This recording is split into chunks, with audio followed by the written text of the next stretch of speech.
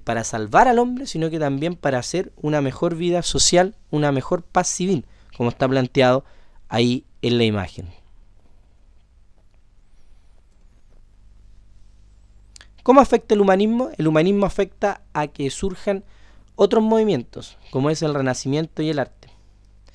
Entonces, el humanismo permite que surja el Renacimiento, y del Renacimiento se transforma el arte, se transforma aparecen nuevas técnicas, aparecen técnicas, por ejemplo, que durante la Edad Media no se utilizaban, como la técnica de la luz y la sombra.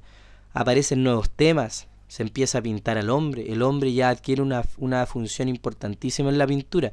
Ya no solo la pintura tiene motivaciones absolutamente religiosas, sino que ahora el hombre también es pintado con otras temáticas más naturales, se pinta la naturaleza, se pinta al hombre en acciones cotidianas. Es lo que te hemos venido mencionando. Hay una ruptura con todo lo que se había hecho durante el periodo medieval, que los temas principalmente eran religiosos. Ahora aparecen, ¿no es cierto?, los primeros temas seculares. Secular significa que son temas que están alejados de la religión y que se dan dentro del mundo civil, laico, es decir, temas que son desarrollados por personas que no necesariamente son creyentes y con temas que obviamente no necesariamente tienen que ver con la religión. Esto nos va a quedar mucho más claro cuando veamos más adelante el tema del Renacimiento y veamos las imágenes del Renacimiento propiamente tal.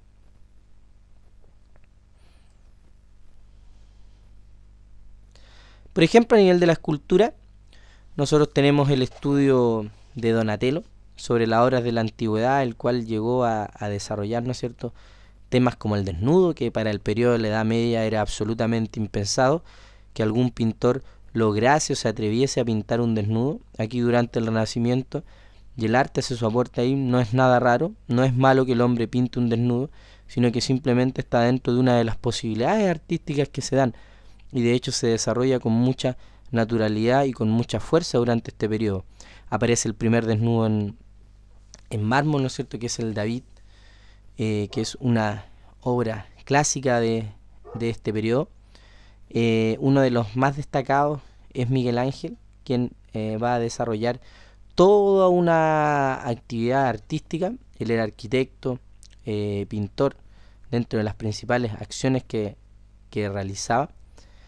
Y empiezan todos estos artistas a embellecer la ciudad italiana. Aquí hay una relación muy estrecha entre lo que van a ser la burguesía italiana de estas grandes ciudades, comerciantes, ¿no es cierto?, que empiezan a tratar de pagarle a estos artistas, se llaman mecenas cuando le empiezan a pagar a estos artistas, y empiezan a generar todo un desarrollo cultural y artístico absolutamente distinto al periodo medieval, con obras artísticas, pintura, escultura, etcétera.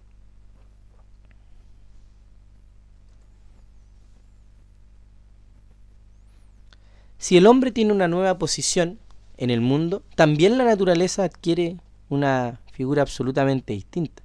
La naturaleza ya no es aquello alejado, creado por Dios e intocable. Ahora, desde el punto de vista, por ejemplo, de la ciencia, si nosotros los pensamos desde la ciencia, el hombre empieza a observar la naturaleza y empieza a extraer conclusiones de ella. Se empieza a fijar cómo se comporta la naturaleza y la empieza a observar, a analizar, a extraer conclusiones, a hacer tratados acerca del comportamiento de los seres en la naturaleza, de los seres vivos. Ahora, si lo llevamos al plano de las artes, lo que va a ocurrir es que el ser humano empieza a retratar la naturaleza como grandes modelos, que son absolutamente normales hacerlo. Durante el periodo medieval, el trabajar la naturaleza pasaba a ser algo prácticamente innecesario, pero ahora, como el hombre tiene una nueva postura, empieza a trabajar la naturaleza, empieza a reproducir modelos de la naturaleza que los tratan de empezar a explicar. Más adelante vamos a ver una imagen muy clásica, que es cuando el hombre trata de explicar su posición dentro del mundo a través del cuerpo humano.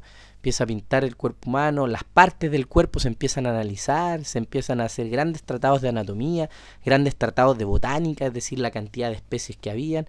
Entonces empieza a surgir todo un movimiento en este sentido.